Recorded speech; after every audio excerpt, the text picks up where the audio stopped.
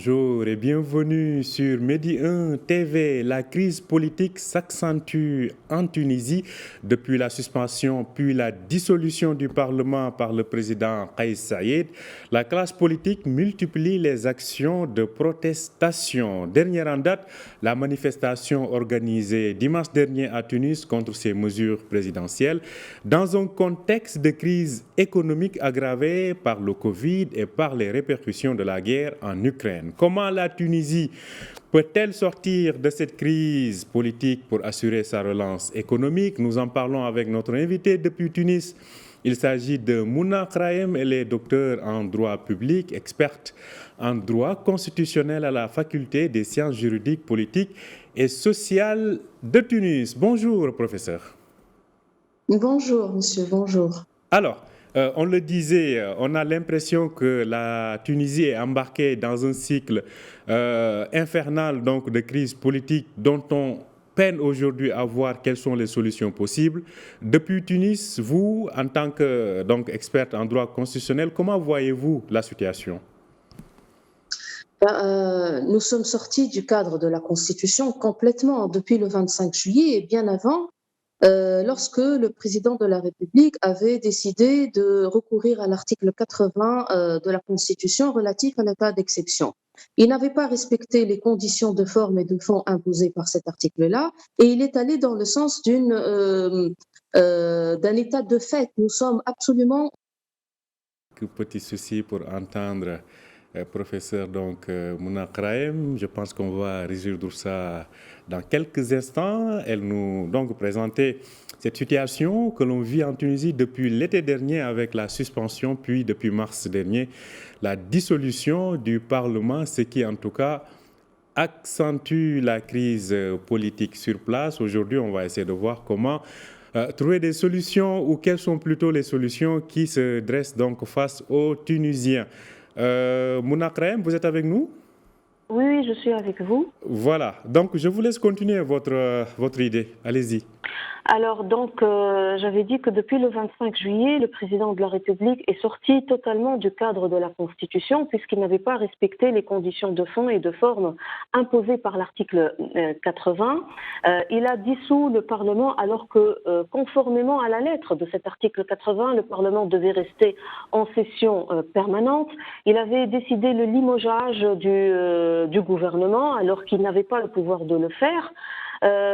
Puis il y a eu ce fameux décret 117 du 22 septembre 2021 et qui a permis au président de la République d'être à la fois un pouvoir constituant, un pouvoir exécutif, c'est-à-dire il avait la main sur la totalité du pouvoir exécutif, un pouvoir législatif, et ceci s'est confirmé par la dissolution, il n'y a pas très longtemps, du Conseil supérieur de la magistrature. Donc le président de la République, il est le chef de tous les pouvoirs dans l'État, et voilà que nous sommes maintenant dans un état de fait, nous ne sommes plus dans un état régi par une constitution. Et pourtant, le président de la République continue toujours à se référer dans ses décrets, dans toutes les décisions qu'il prend à la Constitution. Et ceci constitue un paradoxe parce qu'il a envie de montrer à tout le monde qu'il est toujours dans la légalité alors qu'il y a un accord quasi unanime de la part de tous les experts de droit en Tunisie qu'il n'y a plus aujourd'hui d'état de droit malheureusement. Alors, selon vous donc, et selon les experts que vous citez, il n'y a plus d'état de droit. Alors, face à cette situation, normalement, on devrait s'acheminer vers des législatives en fin d'année.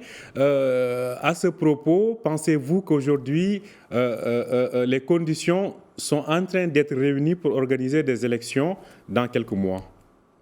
Tout à fait. Le président de la République a justement annoncé un agenda en 3 étapes. La première étape a commencé avec la consultation nationale qui s'est avérée un véritable échec. Puis il y aura le référendum le 25 juillet prochain, puis le 17 décembre, des élections législatives anticipées. Or, il avait auparavant annoncé son intention également de réviser la loi électorale pour imposer un nouveau système électoral sur les personnes. C'est-à-dire qu'il a complètement coupé le lien avec les partis politiques. Il voudrait constituer un parlement constitué de personnes et non pas de partis politiques. Le président de la République est en rupture totale avec toutes les composantes presque de la société civile, avec les partis politiques, et donc il devrait annoncer bientôt, très bientôt, un décret-loi prévoyant un nouveau système électoral en vue d'organiser les élections législatives anticipées le 17 décembre prochain. Alors, on va revenir tout à l'heure sur l'orientation, si j'ose m'exprimer ici, constitutionnelle que la Tunisie devrait prendre, mais restons sur le champ politique. Pensez-vous qu'aujourd'hui, les forces en présence sont de nature ou ont suffisamment de pouvoir pour pouvoir fléchir la marche du président par rapport à cette concentration des pouvoirs? Les partis politiques, presque tous les partis politiques, à part un seul, tous les partis politiques sont d'accord aujourd'hui pour lutter contre les actions du président de la République, malheureusement, mais la rue reste le seul recours pour ces partis politiques pour s'exprimer librement. C'est-à-dire il y a toujours des manifestations, presque chaque semaine il y a des manifestations, mais cela n'arrive pas malheureusement à infléchir la position du président de la République qui continue dans son discours, le même discours, celui de la nécessité de changer tout le système en Tunisie, à commencer par le système politique, puis le système économique, le système social, etc. Mais le problème réside dans le fait que le président de la République ne dialogue qu'avec les partis qui sont du même abord que lui, c'est-à-dire qu'il n'accepte pas de parler à des opposants, il n'accepte pas d'écouter ce qui se dit sur la scène nationale, soit par les experts, soit par la société civile, soit même par les partis politiques. Or, on sait tous qu'on ne peut pas faire de la politique sans parti politique. Et voilà, le président de la République est en train de s'isoler de plus en plus parce que il fait malheureusement, comme on l'a dit à plusieurs reprises dans les colloques, dans toutes les manifestations qu'on a organisées, il fait du monologue. Il n'est pas un adepte du dialogue parce qu'il n'accepte pas un son de cloche opposé au sien. Alors, un problème donc de dialogue qui s'instaure. Alors, revenons aux aspects fondamentaux, c'est-à-dire aux aspects constitutionnels. On a vu qu'au lendemain du printemps arabe, en tout cas de la révolution du Jasmin et le départ de l'ancien régime, une nouvelle constitution a été approuvée. Et cette constitution, on a l'impression qu'aujourd'hui, qu'elle est la source de tous les problèmes de la Tunisie parce qu'elle n'est ni à 100% présidentielle, ni à 100% parlementaire. À ce niveau, oui. Pensez-vous qu'il faudrait peut-être aujourd'hui une nouvelle constitution qui départage les deux institutions, à savoir soit un régime présidentiel fort ou bien un régime parlementaire total? Je voudrais rappeler que cette constitution de 2014 a été approuvée par consensus. Ce n'est pas la constitution d'un parti, c'est la constitution à laquelle a participé activement la société civile et donc c'est une constitution consensuelle. Évidemment, depuis 2014, nous n'avons pas cessé de réclamer la nécessité de réviser cette constitution, notamment au niveau du partage du pouvoir politique entre le président de la République, le chef de gouvernement, et entre, d'autre part, le pouvoir exécutif et le pouvoir législatif. Donc c'est une constitution qui nécessite quelques petites retouches au niveau du partage du pouvoir, mais elle n'est pas vraiment la source des problèmes de la Tunisie. Au contraire, moi je considère que parce que la Constitution n'a pas été appliquée, que nous sommes aujourd'hui dans cette crise politique. Il n'y a pas eu de cour constitutionnelle jusqu'à maintenant. Si on avait une cour constitutionnelle, les choses se seraient passées autrement. Le parti qui a remporté les élections n'a jamais gouverné à lui seul. Il y a eu toujours des coalitions, même des coalitions contre nature. Les instances indépendantes n'ont pas été mises en place. Et donc, il suffisait de réformer cette constitution d'une part et de l'appliquer d'autre part. Aujourd'hui, le régime politique tunisien, qui n'est pas parfaitement parlementaire, c'est un régime parlementaire mixte dans lequel malheureusement le Parlement domine presque tous les pouvoirs, nécessite certaines retouches. Mais ce n'est pas vraiment le fait de choisir ou d'opter pour un régime présidentiel pur ou d'un régime parlementaire pur qui changera les choses, parce que nous avons fait l'expérience, nous avons essayé l'expérience d'un régime présidentiel avec la Constitution de 1959 et ça a vite viré vers un régime présidentialiste. Le régime présidentiel n'a pas vraiment réussi en Tunisie parce que c'est un régime d'un parfait équilibre des pouvoirs. Le régime parlementaire non plus. Le peuple tunisien veut un arbitre. Il a besoin d'un chef qui gouverne, qui résout les crises, mais qui ne crée pas les crises. Aujourd'hui, le président de la République est en train de créer des crises sans apporter des solutions. Donc, il nous faudrait un régime politique où il y a un équilibre entre les pouvoirs et surtout dans lequel il y a des moyens de contrôle équilibrés et réciproques. Voilà ce qu'il nous faut. Alors, vous avez parlé de réformes et de retouches à apporter à cette constitution. Selon vous, de façon technique, quels sont ces types de réformes? Il faudrait couper avec ce partage de pouvoirs et de prérogatives entre le président de la République et le chef du gouvernement. Il faut qu'il y ait un seul maître à bord. Le président de la République pourrait choisir le gouvernement, pourrait démettre le gouvernement et ne pas rester à la merci du Parlement. Il pourrait dissoudre le Parlement quand il y a une crise et en contrepartie, ce Parlement peut engager la responsabilité politique du gouvernement. L'expérience que nous avons vécue a démontré que ce système, c'est-à-dire le système choisi par la Constitution de 2014, favorisait plutôt les partis politiques.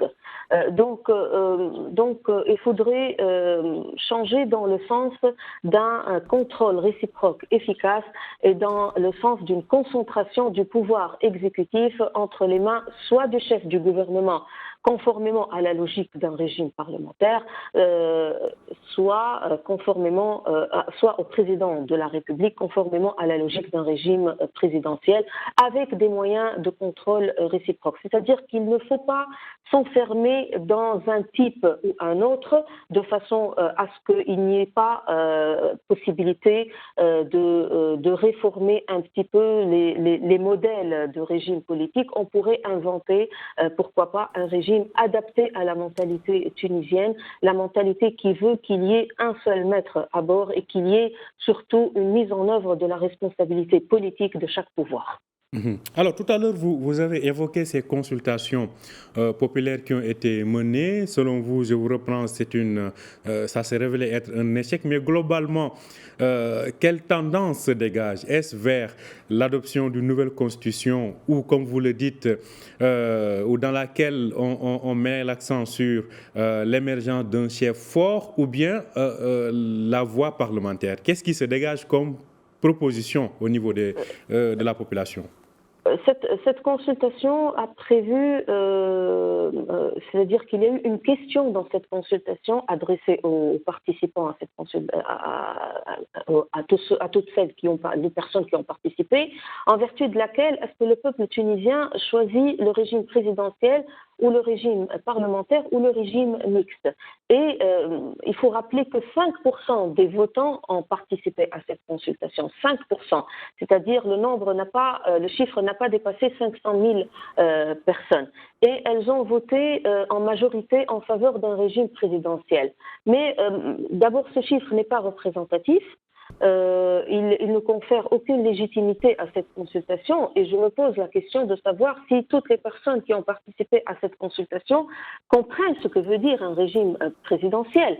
Parce que si nous sommes aujourd'hui dans un régime parlementaire, entre guillemets, la réponse en faveur d'un régime présidentiel n'émane pas d'une connaissance de ce régime, mais plutôt d'une réaction à l'encontre d'un régime parlementaire qui est pris pour responsable de tous les échecs dans lesquels nous sommes aujourd'hui, de la crise politique que nous sommes en train de vivre actuellement. Donc cette consultation, pour moi, n'est pas révélatrice de l'opinion de la majorité du peuple tunisien, qui ne peut s'exprimer qu'à travers les urnes ou à travers un référendum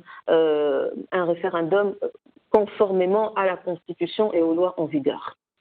Alors, dans ce sens, on a vu un peu la communauté internationale, en tout cas, même si c'est assez timidement, il faut le constater, s'inquiéter de ce qui se passe actuellement en Tunisie. Pensez-vous qu'il y aura peut-être des contre-pouvoirs à la fois externes et internes pour infléchir cette dynamique?